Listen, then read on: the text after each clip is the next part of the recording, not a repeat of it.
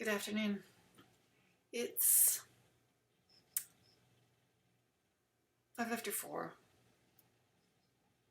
and it's blustery and snowy out there. And how cold is it? We're down to -2. Not terribly cold. Not terribly cold. It's snowing, right? So whatever. It's nasty. It's nasty. The snow could have held off for all I was concerned. I don't like snow, and I don't like cold. Okay, it's only -2, but it's going to be worse. And it feels cold here in this corner.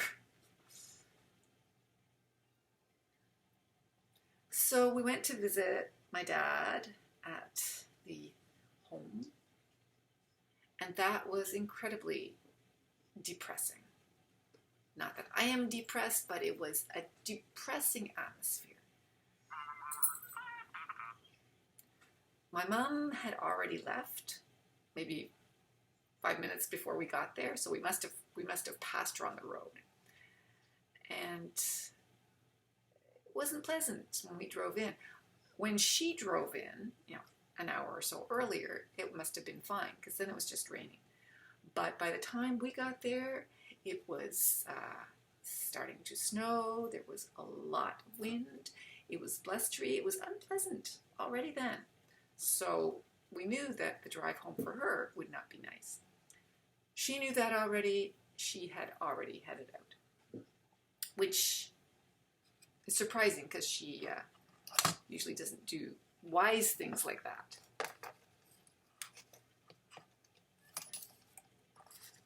Oh, well, I guess that just wants to fall. Anyway, yeah. But what was upsetting to me was the condition that my dad is in. I mean, he himself is fine. I mean, he looks fine, whatever. But he was sitting in his room, wheelchair facing the wall. The other guy, his roommate, was sitting over there beside him. They were both facing the wall. The other guy has a TV there, black screen, nothing on. They were both sitting there like if I turned the light off here, they would be sitting in that, looking at the wall.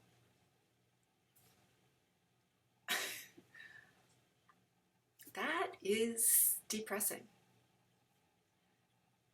These two men have no desire to do anything.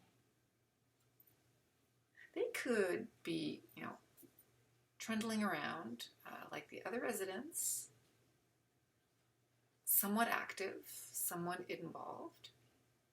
There's a lot of life at that place. I mean, people walking, talking everywhere.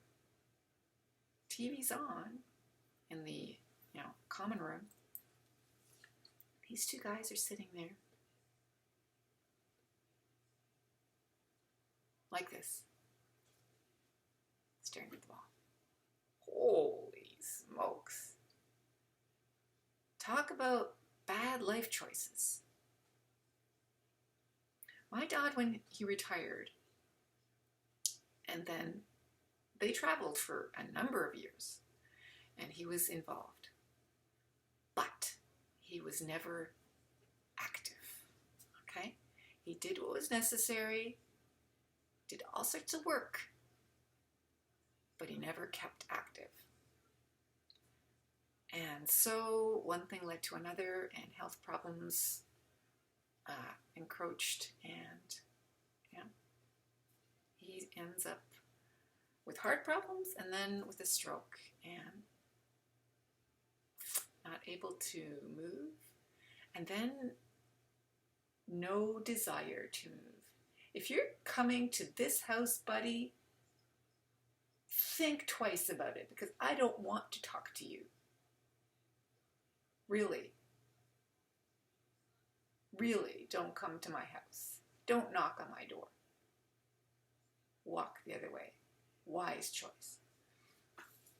So, wow. So if my mother's not there, he and this guy are just like vegetables. Vegetables. Even though my dad's not a vegetable, he was able to tell me that my mother had been there and that she'd gone because the weather was turning bad and she didn't want to have trouble driving, and so on and so forth. But I said, don't you want to turn the TV on or anything? He said, no, we don't want anything. Wow. So we went to my mom's place, and she called by that point, said that she'd gone home. And she wouldn't give her the flower. But she just reiterated that she doesn't like being alone, and she doesn't, That's the bad life choices that they made. My parents had no separate lives. They had no separate interests. Their lives depended on each other, joined at the hip. And now, when they're not together,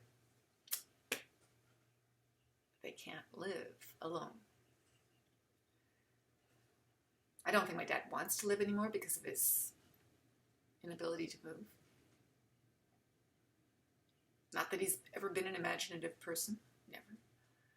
My mother, I don't know if I'd call her imaginative, but I think, despite the fact that she says the contrary, I think she's getting used to not having my dad around. She just likes to. But I think she's getting used to it. I think she can live alone. Just give her some time. She says no.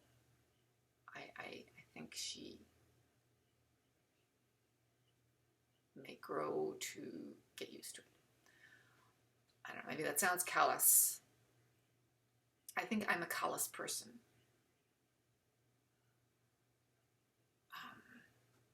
Which I know I got from my dad.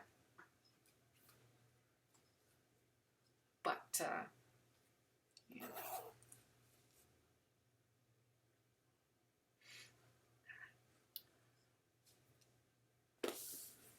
Flowers delivered, and that's what I'm happy about. Depressed about the state of my dad, yeah. Hope I don't turn into that kind of a person. Because I don't mind just sitting there watching people.